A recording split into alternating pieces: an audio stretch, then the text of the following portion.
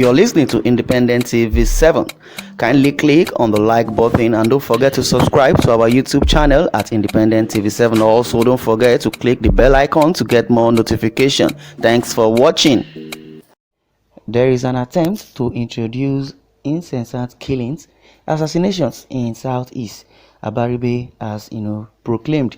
A Senate minority leader and former deputy governor of Abia State, Senator Eyinaya Abaribe, has said that there is a concerted effort to introduce alien culture, incessant killings, and assassinations into the South East. Senator Abaribe, who spoke during an interview on Arise TV on the recent Southeast caucus of the National Assembly's meeting on the security situation in the region, stressed that Indigbo are not known to kill their brothers. Well, I was even, I told or I overheard someone saying there were some governors that did not attend this so-called Southeast caucus meeting. Well, in Abaribe's words, he says, we also think that there is an attempt to introduce into the Southeast something that is alien to us, which are number one, incessant killings, and number two, assassinations, and etc. etc. It is not us. Our Eto as Igbo or Indigbo is Onyagala, Nwanneya. We don't forsake our brothers. Well, that we are all one, and that we are all brothers of the same parents, despite being from the same father or mother. But as it is, we are all one in the Igbo, according to Abaribe. He said that brothers are killing brothers. We think it's alien to our character, and that's why we feel that the sooner every other person comes in and we take out those who are doing this, the better for us in the Southeast. That we should, put us together as Ndi Igbo. We are all our brothers keepers. On the objective of the meeting of Southeast lawmakers on recent developments in the Southeast, Baribe also disclosed that it was across parties and that the caucus of both the House of Representatives and the Senate, and the idea was to look out on what was happening, noting that it was necessary for stakeholders in the region to take a stance on the situation. Well, with particular reference to the continued sit at home in the Southeast region, Abaribe said, you could see from the communique we issued after the meeting basically that indigenous people of Biafra, IPOP, itself has said that they had called off the seat at home order, and nobody knows exactly who is going around and saying that they were enforcing a non-existent order. Senator Abaribe also accused the President Muhammadu-led administration and federal government for the Southeast crisis, saying that indigenous people of Biafra, IPOP, and whatever they are doing now and the tag that they are giving them is the fault of the federal government. The idea that indigenous people of Biafra, IPOP, is proscribed and therefore you can't talk to them is not correct. The fact is simple. They are showing that there is sympathy for them. If you are in charge of a nation of diverse interests in the manner that we have, there must be a way for you to resolve issues without being unduly legalistic.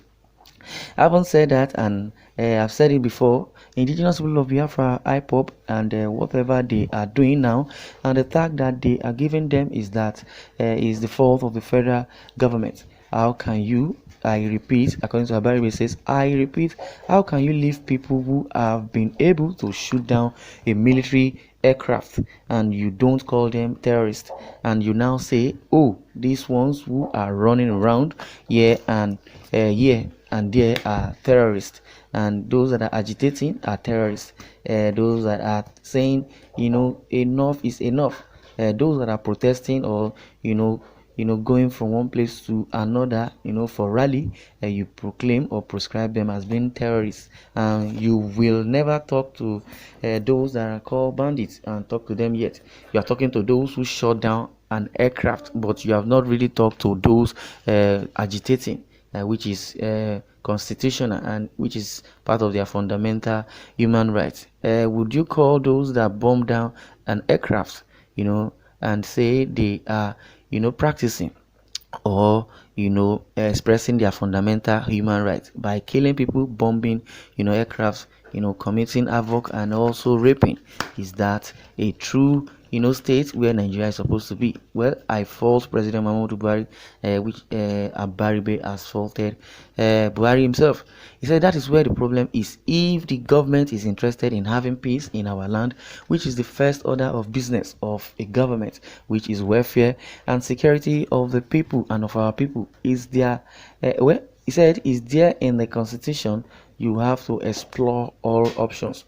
You don't have to write off and say you won't do it. You write it off. The matter continues the way it is. Who loses at the end of the day? The presidency of President Buhari is, he said, will go into history. Whatever is faulted, there will always be a reckoning in history. If he wants to be seen as the man who led Nigeria into its disintegration, well, that is his decision to take, emphasizing that Southeast stakeholders have always been ready to talk and are ready for dialogue. Yes, and meanwhile, Buhari would not, even deem it fit to dialogue with them because he believes those, agitating for good governance and proclaiming his bad traits and bad administration, they are the ones destabilizing his administration. And in an irony, or to change the narratives, Buhari himself and his co-op believes that the more they agitate, the more the international organization would know how they have faulted the people of Nigeria. That is what Abaribe he said no matter or the matter continues the way it is, who loses at the end of the day? The presidency of President Muhammadu Buhari will go into history whatever is fault. There will always be a reckoning day and reckoning in the history if he wants to be seen as the man who led Nigeria into disintegration. Wondering why the government has not made any attempt to dialogue with the secessionist group, Abaribe said, for us from the southeast, something is very difficult for us to comprehend. You are very willing to go and talk to foreign Fulanis who are invading Nigeria and causing mayhem here and there. You are very willing to talk to the people you call bandits. Of course, I've always told you here that I don't believe that they are bandits. They are terrorists. That's the name they are supposed to be called. Well, you are willing, as the president of Buhari himself is willing to pay ransom. You are also willing to do all manner of negotiation with bandits and terrorists, which we have seen.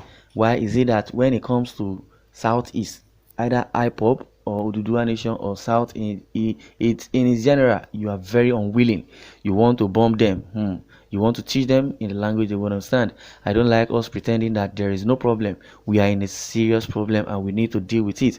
Asked whether he believes his party still has a chance at the 2023 general elections, considering the massive defections from the party. Well, the latest being Femi Fani-Kayode, he stated that nobody in Nigeria today can say that where we were in 2015 is where we are today in 2021. Are we better off? No. Capital no. So when we go to the polls, we would see how Nigerians are going to express their feelings about the government in power. So we are not bothered about a few people who decided to make their decision. It is their personal decision. Can you hear what Barry has just said? A word is enough for the wise. Anybody that wants to defect should defect. Anybody that wants to vote should vote. But your decision will determine, how your future in Nigeria or how the future of Nigeria will be. Well, I would like you to share your view in the comment section. Thanks for listening.